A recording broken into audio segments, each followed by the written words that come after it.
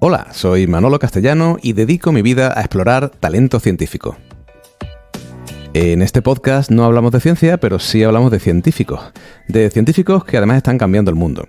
Hablamos con emprendedores, con profesionales de la ciencia que destacan en sectores como biotech, biofarma, agroalimentario o medical device, y también hablamos con recruiters y con profesionales de los recursos humanos que nos acercan al mundo de la selección de personal y la gestión del talento científico. Hoy tenemos el placer de contar con Fátima Lucas. Fátima es CEO de Thimbol, una empresa biotecnológica que se dedica al descubrimiento, la investigación y el diseño de enzimas y biocatálisis. Recordaros que este podcast es posible gracias a Talento Científico, una consultora de talento en la que trabajamos con CEOs, responsables de recursos humanos y managers de pymes y startups en los sectores de biotech y agri-foodtech que necesitan personal científico técnico altamente cualificado y les ayudamos a hacer más competitivas sus empresas y también a reducir riesgos en sus proyectos de I+D, reclutando y seleccionando el mejor talento científico.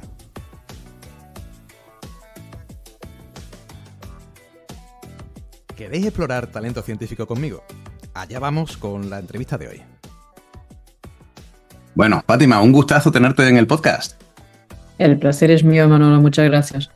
Bueno, Fátima es CEO de Thimbol, también de otras cosas, ahora las comentaremos, fundadora también de Thimbol, pero vamos al inicio, ¿no? Como siempre hacemos en estos episodios, Fátima, vamos al inicio del científico, ¿no? Del investigador cuando comienza su camino científico y está muy lejos de pensar que va a ser CEO de nada, ¿no? Tú hiciste química, ¿verdad? En Portugal. Correcto, sí, es correcto. Yo estudié química tanto en la carrera como después un máster y un doctorado. Vale. ¿Tenías claro eso desde el principio o fue surgiendo? Bueno, yo estudié química casi creo que desde los 15 años y la verdad es que siempre me ha gustado, pero en realidad cuando entré en la facultad tenía pensado hacer biología, pero después por casualidad pues entré en química y la verdad es que pasé un año, me gustó mucho y finalmente dije, pues mira, creo que esta es la dirección. Así que la química la verdad es que la tengo clara desde hace mucho tiempo, pero sí que es verdad que siempre he pensado un poco más en la biología que no en la química. A día de hoy hago un poco bioquímica, claro. Así que he vuelto a lo que pretendía desde el inicio. ¿Qué te llamaba la atención de la bioquímica, Fátima? Pues no sé, es que no te sabría explicarlo. Creo que es el hecho de que te permite entender las cosas, ¿sabes? Lo que tienes a tu alrededor, desde la sal a cómo digerimos los alimentos, no te sabría decir. Me gusta y además me resultaba fácil. ¿Sabes? Como cuando hay algunas disciplinas que sin hacer ningún esfuerzo, pues lo entiendes. Pues conmigo la química siempre ha sido así. Bueno, y sí, yo creo que la sociedad se ha beneficiado de ello. Decides incluso hacer una tesis doctoral, ¿no? ¿Qué investigabas? Investigaba, pues, antes de eso, déjame decirte otra cosa, que es efectivamente estudié química desde muy joven, pero a pesar de ello no me gustaba el laboratorio. Y cuando durante la carrera me di cuenta que se podía hacer química en el ordenador, pues dije, pues esto es para mí. A mí me gusta la teoría, me gusta entender las cosas desde el punto de vista teórico, no tanto estar ahí pipeteando cosas en el laboratorio. Pues cuando acabé la carrera, la verdad es que no tenía claro qué hacer con mi vida. Y he sido muy afortunada de tener una profesora que había supervisado una de las últimas asignaturas de la carrera y me dijo, pues tú tienes pinta de que tendrías pues talento para ser investigadora. Y digo, claro, ¿y yo qué hago para hacer eso? Es que realmente estaba perdida, Manolo, no tenía la más mínima idea. Y bueno, por ese contacto y por el hecho de que esa profesora me ayudó, acabé haciendo un máster y finalmente hice el doctorado en química computacional. O sea, ya me especialicé en la química computacional. ¿Qué estudié? Enzimas. Ha sido tu modus operandi, ¿no? Sí, siempre. Tu carrera. ¿Cuánto de raro era eso en aquella época? Ya, o sea, estamos no hace un tanto tiempo, ¿no? Pero ¿cuánto de raro era que algún estudiante decidiera claramente hacer química computacional? Digamos que en algunas asignaturas estaba yo sola en las clases, entonces era bastante raro. Además, debo confesar que no es exactamente la temática más fácil. Claro. Y yo no era un estudiante brillante en química computacional, ni poco más o menos, pero me resultaba claro que los ordenadores iban a tener un impacto enorme en el futuro, que en aquello entonces estábamos empezando con la internet y todo demás, y además sentí que era una disciplina que, al contrario de todas las otras, de la orgánica, de la analítica, pues que estaba todo por hacer. Y a mí me apetecía entrar en algo pues que estaba todo por hacer y la verdad es que me ha salido muy bien la apuesta porque he vivido, creo que, el momento más bonito de la química computacional. Claro, es que ha cambiado todo en los últimos 20 años y yo empecé efectivamente a estudiar enzimas, pero pensé que las enzimas tienen miles de átomos. Pues yo estudiaba un mecanismo de una reacción enzimática con 20 átomos en la simulación, que todo el mundo decía, pero tú ¿a dónde vas con eso? Que no puedes hacer nada. Pues sí que salía y aún a día de hoy muchos de esos estudios todavía son válidos, pero claro, hoy puedes hacer los miles de átomos, puedes incluir la enzima, los contraiones, el agua, es decir, el entorno, y claro, las simulaciones son muchísimo más realistas y más que van a ser. Te he preguntado, de hecho, antes cuánto de rara eras, ¿no? Pero esa pregunta debería ser diferente porque, claro, la pregunta más bien es ¿cuántas mujeres decidían dedicarse a esto a principios del siglo, ¿no? Pues ya sabes que todo lo que es programación, computación en general, pues es mayoritariamente pues dominado por el género masculino. ¿Pero por qué? ¿Por qué es eso, Fátima? No sé, es una pregunta que me hago muy a menudo y que me hacen muy a menudo y no te sabría decir, la verdad. En mi caso, mi supervisora era una mujer, así que, ¿sabes? De hecho, me resultaba perfectamente normal cuando estaba en la facultad. Fue después, a lo largo de mi carrera, que me di cuenta pues, que no había tantas mujeres, pero cuando estaba estudiando en Portugal, pues la supervisora era una mujer. En el grupo, entonces, yo creo que habría tranquilamente un 50-50, pero a partir de ahí todo cambió. Eran esencialmente hombres, no lo sé. Ya, si miras la biología, sin embargo, tienes muchísimas mujeres. Entonces, no sé, la computación parece ser que no. Y no te equivoques, ¿eh? Yo soy una programadora terrorífica, es decir, yo pedía ayuda a mis compañeros, oye, hazme este script, porque yo programando era un desastre. Ahora, entendía la química y bueno, como siempre tenía a alguien dispuesto a ayudar, no sé, no te sabría decir, Manolo. Bueno, te lo voy a preguntar después, ¿no? Pero si te parece, hacemos un salto cuántico en la entrevista y pasamos a este tema que además que sé que estás muy involucrada en estos temas. Hablamos de la dificultad de que una mujer tenga interés a priori por trabajar en la química computacional, pero es que después a todo eso le sumas tú el emprender, ¿no? Y el crear una empresa. O sea, ya empezamos a tener cuellos de botella donde cada vez nos quedamos con menos, ¿no? Sí. ¿Te has encontrado dificultades en general siempre por el hecho de, más que de ser mujer, de no tener muchas compañeras a tu mismo nivel cuando decidiste una cosa u otra, cuando decidiste dedicarte a un sector donde no había tantas mujeres o crear una empresa en un sector donde hay muchas menos mujeres? Para ser honesta, dificultad no sentí. Es decir, te sientes un poco aislado, claro, porque tú miras los números y empresas, por ejemplo, apoyadas por capital riesgo, donde pues la empresa está liderada por una mujer o que el equipo directivo es predominantemente femenino, es un 2%. Es decir, estamos hablando de números realmente terribles. Dificultades no sentí, honestamente, porque a veces se dice, ¿no?, a la hora de levantar financiación, pues una mujer se encuentra muchos hombres haciendo la evaluación y digamos, no conectas tan bien. En mi caso, y yo tengo que admitir que no fue esa mi experiencia, pero lo que sí vi y que no era tan consciente es que a la hora de empezar la empresa y empezar a tener reuniones con potenciales clientes, donde, claro, te encuentras siempre personas pues con una capacidad de decisión, es decir, siempre estamos hablando pues de responsables de laboratorio o, ¿sabes?, una persona con un cargo ya importante en una empresa. Pues poco a poco me di cuenta y lamento decirlo que aún hoy creo que puedo contar por los dedos de las manos el número de mujeres que encontré tomando decisiones en estas reuniones. Y claro, estamos hablando de biotecnología, estamos hablando de un sector que es predominantemente femenino. Entonces, ¿qué ha pasado a estas mujeres?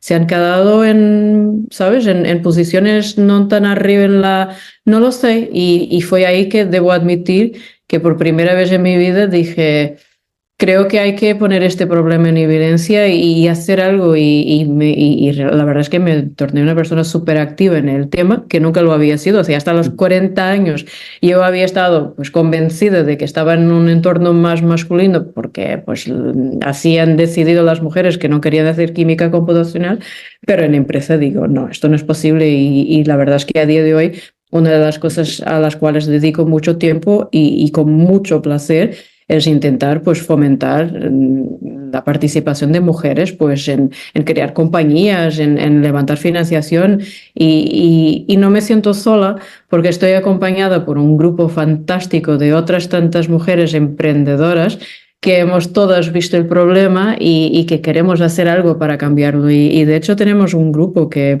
se llama European Female Founders, somos mujeres de todos los países de la Comunidad Europea, que de hecho nos contactó en su momento la comisaria para la, pues ya no me acuerdo ni el título, Innovación, Juventud, Artes, es decir, fue ella que dijo, pues voy a buscar 2 mujeres de cada país y ver qué podemos hacer, qué han vivido ellas y qué podemos hacer para fomentar, ¿sabes? Mujeres CEOs, mujeres decidiendo crear sus empresas, pero es muy triste, ¿eh? La realidad a día de hoy. Y de nuevo, no entiendo, es decir, no sé cuáles son los motivos. Es interesante porque a mí me pasa un poco al revés. O sea, en el mundillo del recruitment, ¿no? Y sobre todo de recursos humanos, muchas más mujeres que hombres, con diferencia abismal, ¿no? O sea, que no ocurre siempre lo mismo en todos los sitios, ¿no? Claro, en ese aspecto puede ser el problema el no encontrarte con espejos donde reflejarte, ¿no? O personas a las que quieras seguir, decir, mira, quiero convertirme en eso. ¿Puede ser simplemente eso, el que no hay tantas personas a las que tú puedas admirar o a las que puedas replicar? Puede, y de hecho es una de las actividades que nosotros estamos intentando pues, mudar, cambiar, que es pues, que desde muy jóvenes los estudiantes nos vean también a mujeres como pues, son CEOs de empresa, porque yo no sé tú, pero yo miro las noticias, a ver cuál fue la última. Sí, es la reunión de Davos, de Davos. La imagen que salía ayer en el telediario, había una señora ahí en el medio. A ver, yo lo siento mucho, pero hay que algo vivir pasa, ¿no? y admitir que hay una realidad. Y sí, yo creo que culturalmente, como yo no soy madre, pero como padres, hay una necesidad de educar y la escuela también tiene que educar y poner ejemplos. Pero tal como tú acabas de decir, en todas las direcciones, es decir, en marketing es lo mismo, acabas viendo muchas mujeres y menos hombres. Y claro, te cuestionas y dices, pero ¿por qué razón? ¿Sabes? Me da la sensación que todavía, ¿sabes? La sociedad aún, a veces algún comentario, no sé, hablábamos hace años, ¿no? Hasta los muñequitos, es decir, los juguetes de niños, había ahí claramente una diferencia. Pues eso tiene que cambiar.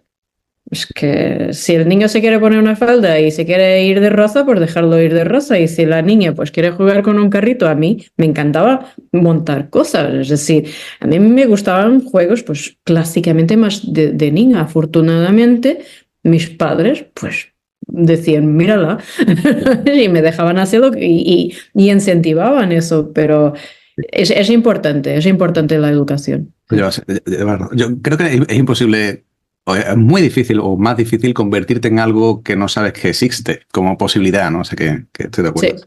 Sí, absolutamente. Fátima, vamos a retomar el viaje, ¿vale?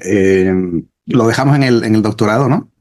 Y tú en ese momento entiendo que tienes tu mentalidad académica, mucho paper, ¿no? Mucho picar código, las ideas muy claras, ¿no? Y te vas al BSC, ¿no? Al Barcelona Supercomputing Center, y allí estás muchos años, ¿no? Sí.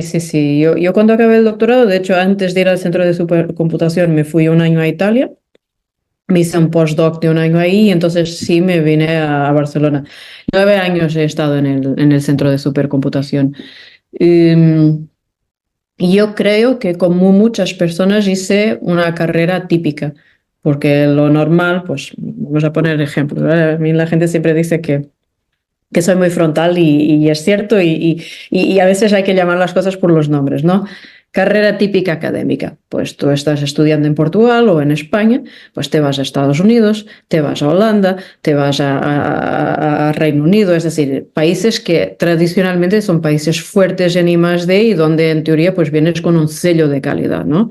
Pues yo me fui a Italia y me fui a España, encantada, trabajando con científicos de primer nivel. Pero lo que hablábamos antes, ¿sabes? Es como, no sé, no te has ido a hacer ese viaje. Porque yo encantada de ir a Estados Unidos. De hecho, cuando yo me vine al centro de supercomputación estaba aplicando a una plaza en Estados Unidos.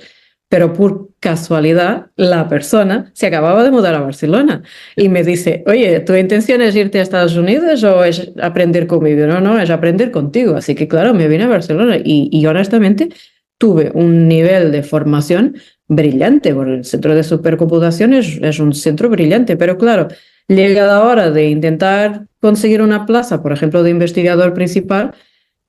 Mi experiencia previa en Italia o Portugal casi no, ¿sabes lo que te quiero decir? Y me sorprende mucho, es como, bueno, no has realmente hecho la estancia internacional. Y digo, bueno, es que yo estoy haciendo mi estancia internacional. Tú ves incluso en las propias evaluaciones como científica que el no haber estado en un país más potente, ¿no? A priori, a ver, no te lo dicen, no te lo dicen. Está mal, ¿no? El DSC, ¿no? Joder. Pero claro, yo iba un poco al revés, ¿entiendes? Es decir, mi estancia internacional era estaba en el centro de supercomputación, ¿sabes? Es decir, yo estaba en uno de los mejores centros para hacer lo que yo hago como investigadora. Pero claro, cuando aplicas, dicen, bueno, es que realmente no has hecho una carrera internacional. Y digo, pero si yo soy portuguesa. Es decir, por definición, por definición, pero entiendes, y como yo, pues muchas otras situaciones, lo típico de si tú a los 4 o 5 años de haber acabado el doctorado, pues no has hecho esa estancia de 2 años en un centro reconocido internacional y no has publicado ese Nature o ese Science, casi la carrera académica a día de hoy es casi imposible, y fue lo que me pasó, efectivamente. ¿Fue un poco ese el trigger de empezar a interesarte por el mundo más privado? Fue definitivamente el trigger, es decir, yo pues se había acabado el proyecto donde yo estaba trabajando y empecé a buscar trabajo y de hecho me estaba preparando y ya estaba haciendo entrevistas para cruzarme el charco, es decir, ya me iba, en este caso no era Estados Unidos, era Canadá, porque había identificado una empresa que me gustaba, pero creo que ahora puedo decir afortunadamente. Mi marido, que es de aquí, pues le acababan de ofrecer un cambio de trabajo, una posición a la cual él ambicionaba y me dijo, bueno, pues a mí me gustaría quedarme en Barcelona un par de años más. Y digo, bueno, vale. Entonces, ¿qué pasa? Pues búscate la vida, Fátima, ¿sabes?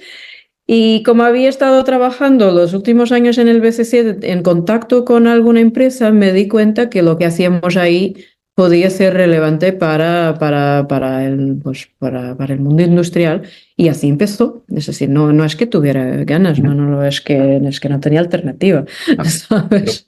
Cuando comenzaste en Anaxomics, ¿ya tenías la mente emprendedora o fue un poco la transición hacia eso? No, en Anaxomics Anaxomics es una empresa también muy dirigida a la I+D y al final fue una estancia tal como BC, porque en realidad yo trabajaba 50% en cada uno de los sitios en esa altura, o sea, ahí no fue todavía cuando yo empecé a pensar en la empresa, no tenía esa ambición. Ya. ¿Y qué es lo que hace que al final decidas que eres tú la que tiene que crear esa empresa? ¿Cómo se crea Zimbo? ¿Cómo se crea una empresa? Primero dentro de la cabeza de uno y después en la práctica. Bueno, yo he tenido mucha suerte porque pues, mi marido formado en gestión de empresas, mis 2 hermanos pues, formados también en finanzas y también con experiencia en el área. Pues haciendo muchas preguntas y pidiendo qué me debo leer, qué debo estudiar, y yéndome aquí en Barcelona, no sé si lo conoces, pero hay una entidad que se llama Barcelona Activa, que es muy potente a nivel de, pues tú quieres montarte una empresa, desde una cafetería a pues, una empresa tecnológica, tienes ahí el apoyo necesario, y yo me pasé ahí 2 meses haciendo cursos, es decir, gratis además, es decir, ¿sabes? Y claro, bueno, para mí fue un reto. Yo como investigadora creo que estamos tan acostumbrados a buscar respuestas a preguntas que en realidad es simplemente pues un trabajo de investigación más, ¿sabes? Es decir, vale, pues yo para montar una empresa, ¿qué necesito? Muy bien, dinero, un equipo, expertos que me apoyen en determinados temas. Bueno, pues uno a uno vas identificando las necesidades y cómo solucionarlas y al final pues te tiras, ¿no? Estuviste, en Barcelona estuviste 9 años en el PSC antes Sí. de cambiar. Visto en retrospectiva, ¿hubiera sido mejor hacerlo poco a poco mientras, o sea, de alguna manera compatibilizar tu formación hacia lo que viene adelante con tu trabajo inicial? ¿O realmente funciona eso de terminar con un proyecto y ponerte con el 100% de tus neuronas a ese proyecto nuevo?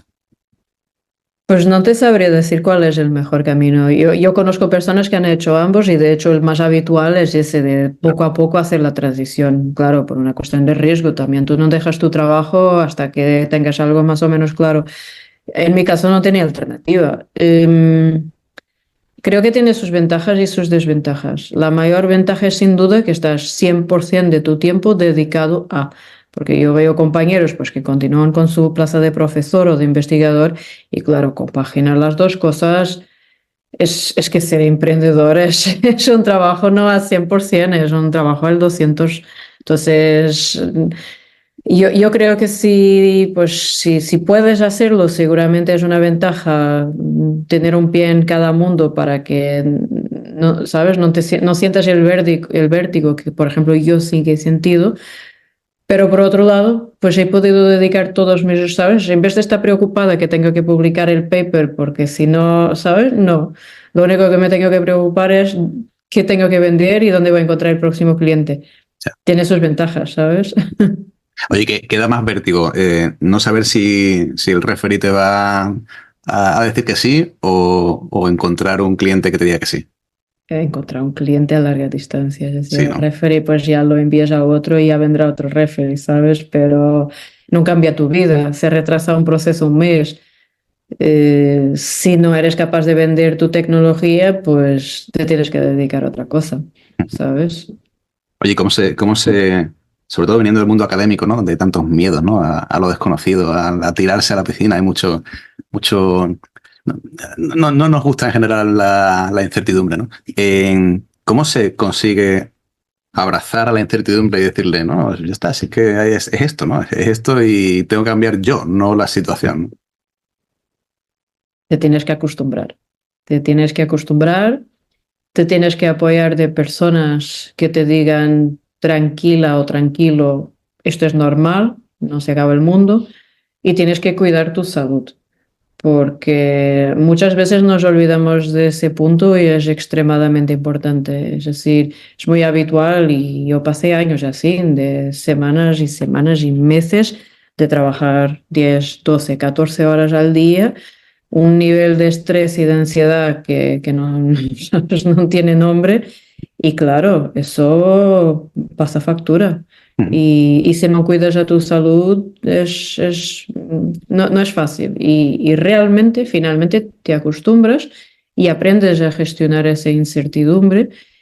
Y también aprendes a ver que no todo es el final del mundo. Es decir, si ese cliente te dice que no, o si la tecnología no sirve para esa aplicación, pues lo único que tienes que hacer es seguir luchando y buscar otra cosa o buscar otra empresa. Eh, Creo que como investigadores tenemos una vida más tranquila. No es más fácil, ¿eh?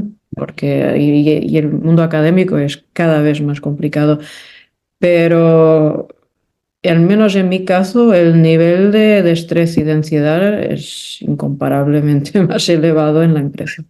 Y a nivel práctico, ¿qué es lo que puede hacer uno para cuidarse? O sea, ¿te tienes que esperar a que te pase algo ya y que explote? No, ¿O puedes?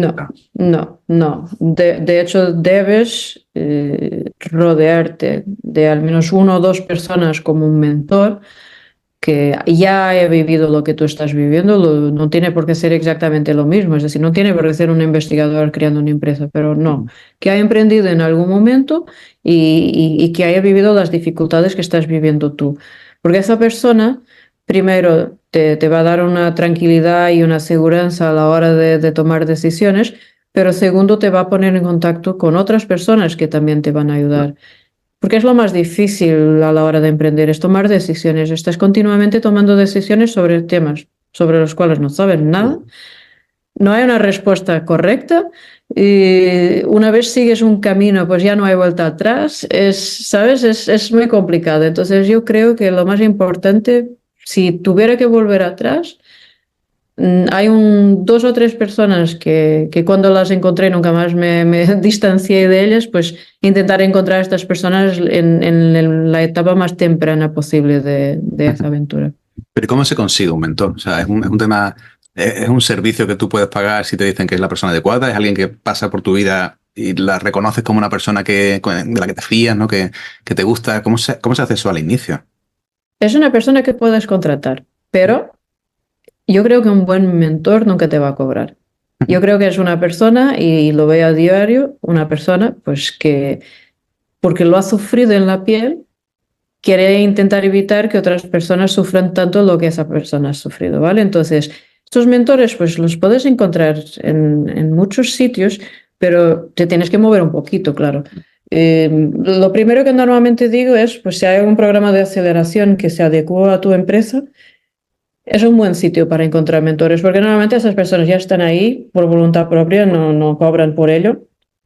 Y ellos mismos se interesan por tu proyecto. Es decir, si es un tema que les gusta, ellos mismos te van a contactar y te van a decir, oye, ¿sabes?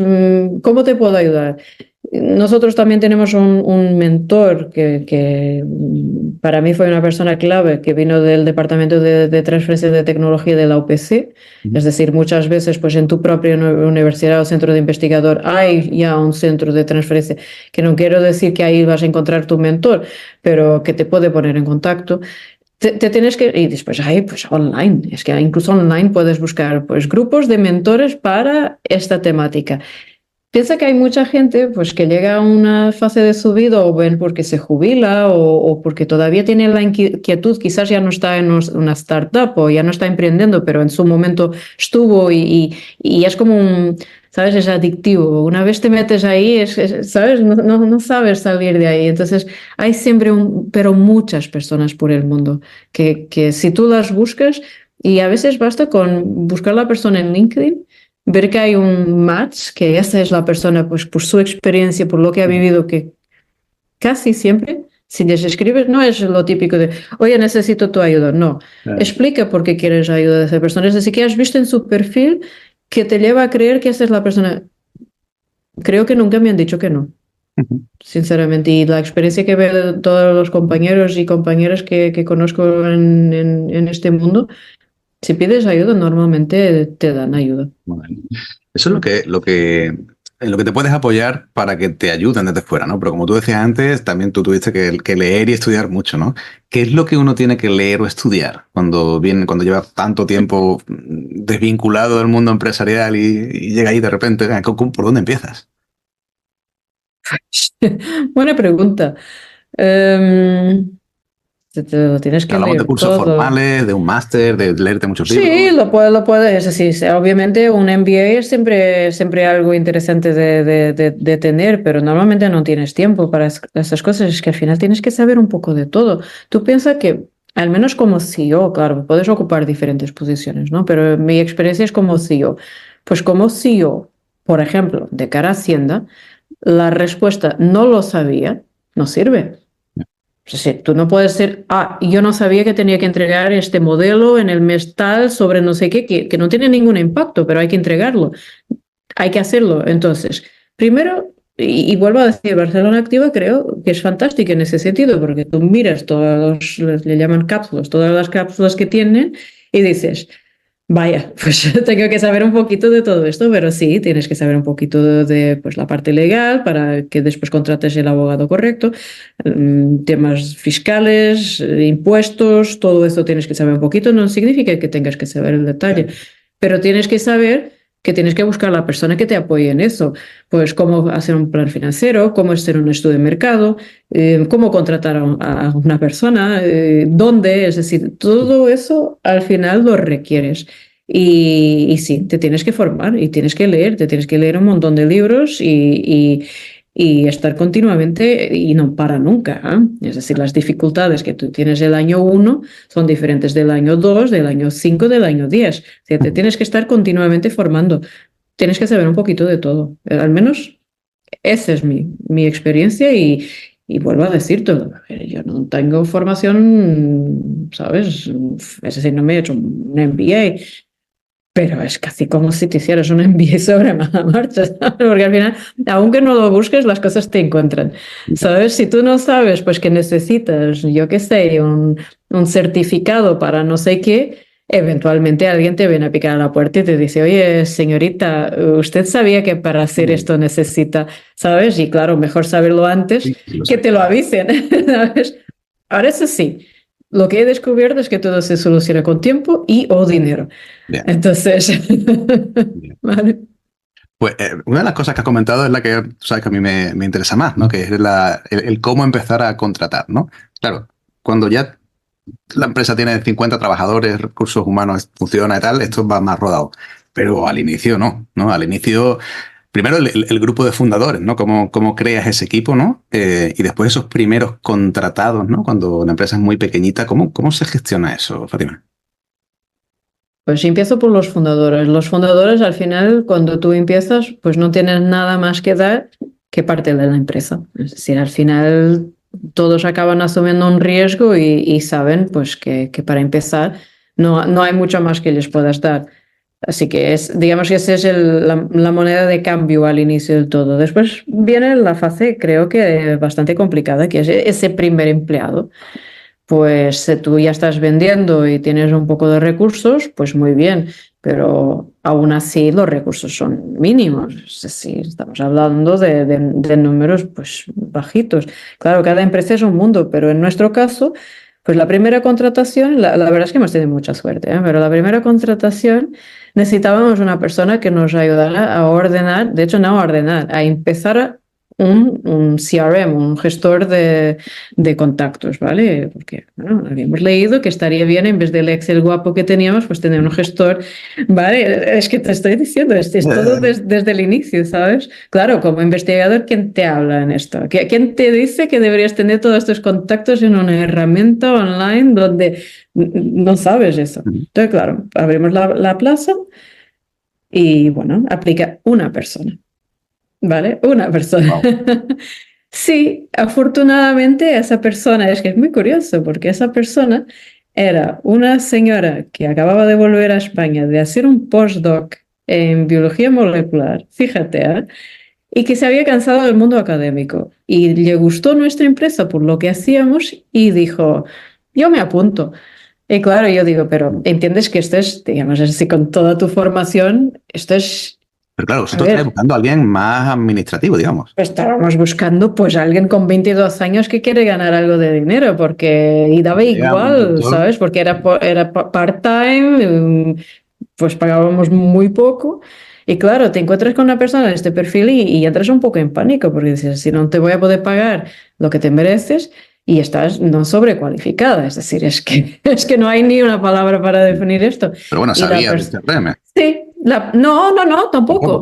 Tampoco. No. Tenía que aprenderlo todo.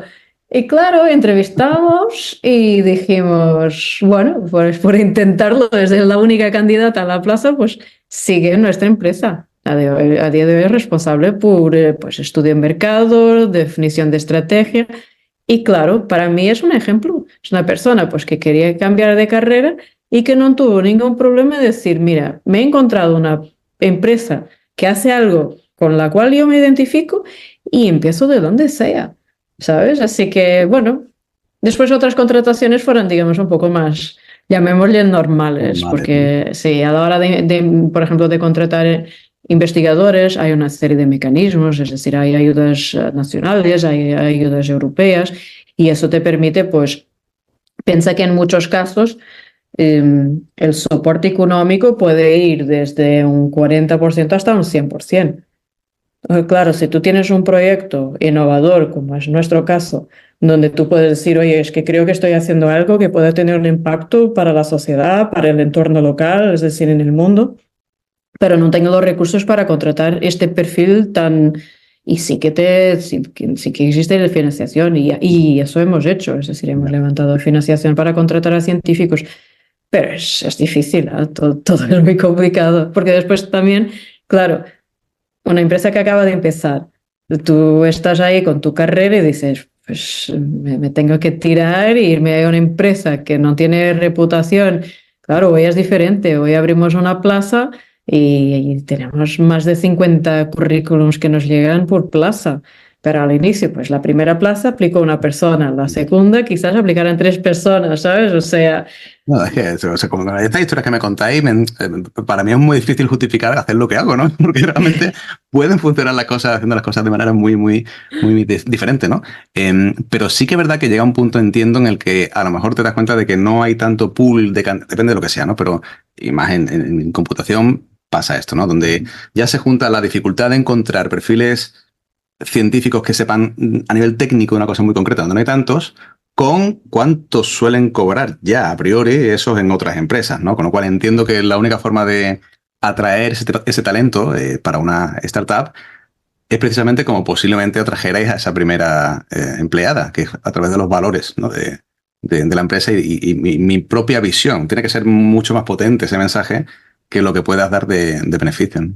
Tiene que serlo y creo que afortunadamente y cada vez más se ve eso, que hay muchas personas que deciden ir en una dirección y no en otra, por lo que creen que pueden aportar a la sociedad y por lo que creen que la empresa en particular está haciendo. Y te voy a dar otro dato todavía relacionado con, por ejemplo, la igualdad de género. Nosotros tenemos más o menos 50-50 en nuestra empresa, lo que no es habitual y te aseguro que no hemos hecho nada para conseguir eso. Es decir, nosotros siempre contratamos la persona la mejor persona para esa plaza. Nunca contratamos una persona porque hay que favorecer un género al otro.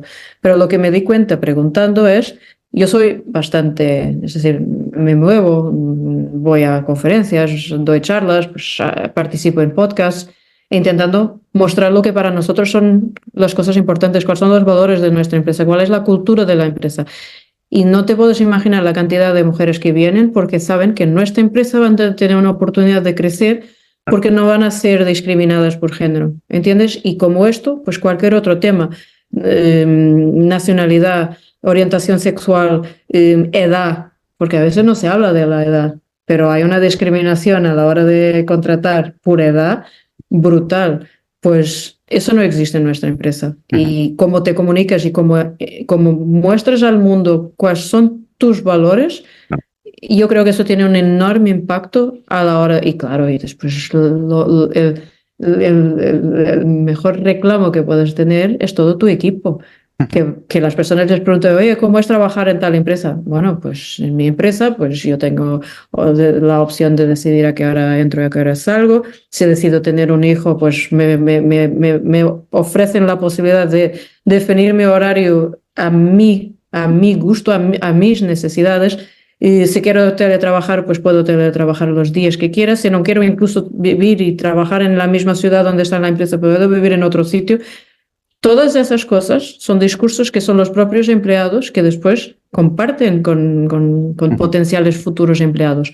No. Y importa mucho, ¿eh? Porque, sabes, tú te puedes vender muy bien, pero después la realidad es la gente que está ahí. Fátima, tú, o sea, claramente eres la propia embajadora de tu marca, ¿no? Como CEO, lo has entendido ese mensaje, ¿no? Y quieres, te apetece transmitírselo al mundo porque tienes claro lo que quieres. Ahora, la duda es si hay personas o CEOs que no llegan a hacer tanto eso, ¿por qué no lo hacen? No lo hacen porque realmente no quieren estar tan expuestos. A ver, desde que estás ya buscando financiación ya empiezas a estar expuesto, ¿no? Pero hay gente que a lo mejor no le gusta tanto, ¿no? O expresar sus valores o lo que busca en la empresa. ¿O es más un problema simplemente de definición de valor diferencial o de la propia misión de tu empresa, que a lo mejor no lo tienes tan claro y no tienes tanto que comunicar, ¿no? Puede ser. Yo creo que, claro, somos todos diferentes, ¿no? Es decir, yo me siento cómoda pues haciendo una entrevista donde me haces las preguntas que quieras y yo te doy la respuesta más franca que te puedo dar, pero hay otras personas pues que incluso eso pues requiere un esfuerzo. Entonces, es quizás la primera limitación. En otros casos, pues pueden inclusivamente no ver la necesidad. Sí, pasa muy a menudo. En nuestro caso, yo creo que pues tenía ideas muy claras de lo que quería para esta empresa. Además, soy una persona pues con muchas inquietudes y que me quejo mucho y que si veo algo pues que no entiendo por qué es de determinada manera, ¿sabes? Por ejemplo, contratación de científicos. ¿Por qué estamos siempre contratados 2 a 3 años asociados a un proyecto? A ver, que no tenemos derecho a tener un contrato indefinido como el resto de la sociedad. Pues yo tenía una serie de inquietudes que como investigadora decía, pues esto no me gusta. ¿Cuál es la ventaja de crear una empresa? Pues puedes cambiar el mundo al menos. Bueno, las reglas. Claro, a la imagen. Después puede no funcionar y a veces no funciona y dices, vale, pues ahora entiendo por qué se hace esto de esta manera. Pero en general, de mi experiencia, puedes hacerlo como crees que es la mejor forma, que quizás no es la mejor forma para otra persona, pero el momento en que yo, por ejemplo, te digo esto y lo comunico de esta manera, las personas que se identifican con los valores que, digamos, la palabra no es traer, es que casi los impongo, ¿sabes? Son valores de pues honestidad, de transparencia, de estamos aquí para trabajar todos juntos, no hay personas mejores que otras. Esos valores para mí son extraordinariamente importantes. Lo son también para todo el equipo que tenemos en la empresa. Pues tengo que hablar de ello porque es mi personalidad. Es decir, creo que estamos haciendo algo realmente que tiene un impacto en todo el mundo. A ver, a nivel científico, técnico, creo que sí que puede tener, pero a nivel de equipo, tiene un impacto directo en todas y cada una de las personas que trabajan en nuestra empresa. No. Oye, ¿te has encontrado con el tiempo diferentes problemas a nivel de gestionar el talento simplemente por el volumen o por la tipología de personas que empezaban a incorporarse?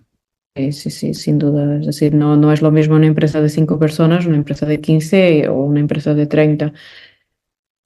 Las dinámicas, los problemas, la dedicación que tienes que poner en la mesa son completamente diferentes. Y, por ejemplo, como científicos, muchas veces somos personas altamente funcionales, pero que trabajamos mal en equipo. Y así éramos. Es decir, cuando éramos 5, muy capaces individualmente de hacer cosas, pero trabajar en equipo era un dolor de cabeza. Pues eso tiene que cambiar. La comunicación, es decir, yo soy la que está continuamente diciendo, oye, esta información, ¿dónde se registra? Oye, ¿quién es responsable por guardar esta información? Porque si tú no tienes un sistema de comunicación casi perfecto, a partir del momento que sois más de 5 o 6 personas, te encuentras con situaciones donde una tarea se ha hecho 2 veces o no se ha hecho y eso es pues gestión de recursos, de personal, de comunicación y los obstáculos y las dificultades son muy diferentes dependiendo de, y claro, nosotros ahora mismo vamos por 30, entonces claro, yo sé que si todo va bien, tengo todavía muchos retos por delante porque, ¿sabes? Vienen los próximos, pero de lo que he visto hasta ahora, yo creo que lo más decisivo es de esos 5 o 6 hasta 15, porque es justamente en el momento donde la comunicación, la necesidad de perfiles diferentes, tenemos tendencia, lo quieres o no, y quizás de ahí viene el tema del género, a contratar personas con las cuales pues tienes más resonancia. O sea, yo soy una persona muy analítica, que me gusta la información, no me gusta, claro, tengo más tendencia a identificar.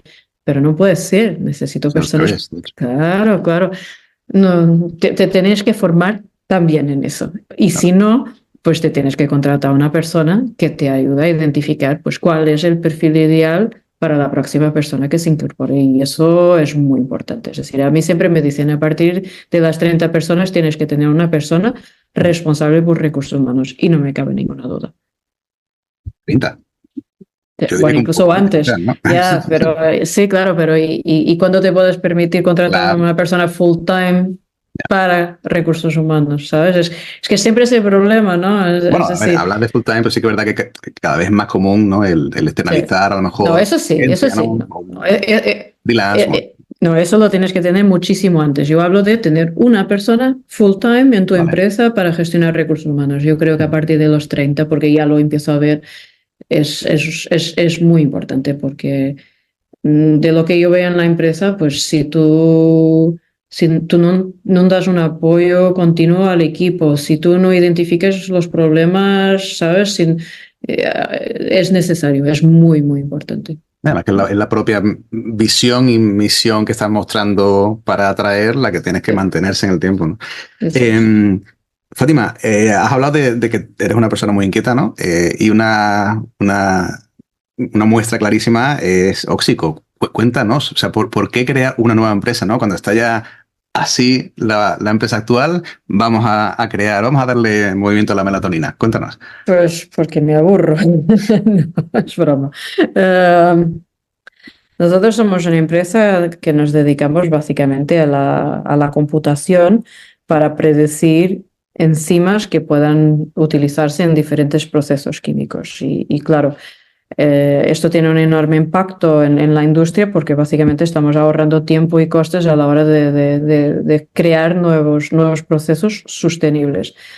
¿Qué pasa? A la hora de desarrollar software y a la hora de hacer I+D interna, a veces te encuentras con productos interesantes. En este caso, el tema de la melanina, que es básicamente el pigmento que tenemos en la piel que nos protege del sol, este pigmento, pues uno de nuestros colaboradores, que es Gecko, que es el colaborador laboratorial con quien trabajamos ya desde hace muchos años, pues un día cualquiera, haciendo investigación en el medio de la COVID, descubrió que era capaz de producir melanina pues, con una de las enzimas que tenía. Y como ese proceso pues, requería de mejoras y de optimización, nos contactaron y dijeron, oye, ¿os animáis a juntaros a nosotros y llevar esto al mercado? Porque claro, también son una empresa pequeña. A ver, los recursos son los que son, es crear una nueva empresa, como si ya no tuviéramos problemas suficientes, pues aceptamos el reto.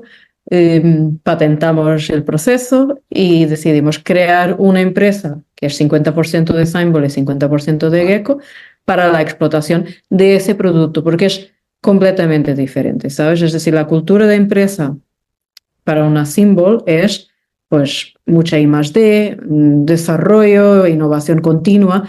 En ese caso no, es un producto. Lo vamos a mejorar, sí, lo vamos a optimizar, pero después el objetivo es vender el producto. No compaginan muy bien, ¿sabes? Es mejor separar porque son realmente dos cosas completamente diferentes. Y así empezó. O sea, creamos la empresa, hemos estado en contacto con... Es decir, no es que hayamos hecho mucho esfuerzo todavía, pero hemos estado en contacto con una serie de empresas, en particular del sector cosmético, y lo que estamos haciendo es pues, identificar necesidades, cómo nuestra melanina se puede aplicar en diferentes aplicaciones o industrias necesidades, y la idea sería, pues, a finales de 2024, mediados de 2025, empezaría a producir, es decir, nos acaban de conceder también una ayuda europea, somos 4 partners, o sea, nosotros, Symbol, Gecko, que son los fundadores de Oxico, más una universidad en Holanda y un otro partner industrial en Alemania, nos han dado un proyecto de 2 millones de euros para llevar esta melanina a la próxima fase, o sea, es un nuevo reto. Y dices, ¿y ahora qué necesitas saber? Pues cómo se vende un producto en vez de un servicio de ingeniería computacional. Hay que aprender de nuevo, hay que identificar los problemas en el camino, pero ahí está. Y creo que es un producto muy interesante. Claro, porque además en el propio modelo de la creación de la empresa, la sensación que me da es que esto lo podrías replicar varias veces. Absolutamente. De hecho, tenemos ya varios productos que ahora estamos en la fase de decidir si queremos crear una nueva empresa, si tenemos un nuevo producto que es un péptido para una aplicación específica y que estamos ahora intentando decidir, pues patentamos, no patentamos, lo vamos a hacer también como una spin-off, lo vamos a vender desde Symbol. Y ese es solo el primero de varios productos que ya tenemos listos para pensar en las próximas fases. Oye, y si te hubieran preguntado hace 10 años por la situación actual, ¿no? ¿Tú crees que la evolución ha sido la lógica? ¿Tú podías predecir más o menos que ahora iba a ocurrir esto? ¿O hace 10 años estabas pensando en otra cosa, en términos de qué ocurrirá dentro de unos años? No, sería imposible predecir jamás me imaginaría que pues desarrollaríamos software y que después eventualmente nos iríamos a producto. Tenía muy claro de muchas de las cosas que pasaron en estos años a nivel de desarrollo tecnológico y de que, por ejemplo, no íbamos a ser los únicos ni poco más o menos y en realidad en los últimos años han salido un montón de empresas con tecnologías semejantes, pero no podría haber anticipado el camino que estamos haciendo y menos, no podría. ¿Y a dónde nos encaminamos en el futuro? El objetivo es que todas las empresas del mundo que quieran tener procesos sostenibles puedan hacerlo. Ese es el objetivo. Bien. Pues, Fátima, vamos a ir terminando, pero siempre me gusta terminar volviendo al inicio. Si te encontraras con una tal Fátima que estaba haciendo química en el 90 y pico, ¿le darías algún consejo? Sí. Mientras estás haciéndote alguno de esos postdocs, hazte un MBA. Vale. Definitivamente. Si yo hubiera sabido más de negocio hace 10, 15 años, creo que incluso como investigadora, mi carrera hubiera sido completamente diferente. Mensaje clarísimo. Pues, doctora Fátima Lucas, ha sido un gustazo hablar contigo hoy. Muchas gracias, Manolo. El placer ha sido mío. Mil gracias y seguimos hablando. Bueno, espero que os haya gustado el programa de hoy. Sabéis que nos podéis seguir en redes sociales, donde encontraréis esta y muchas otras entrevistas y donde además tendréis acceso a ofertas de empleo de perfiles científico-técnicos. Mil gracias por estar ahí y nos vemos en el próximo episodio, en el que estaremos explorando talento científico.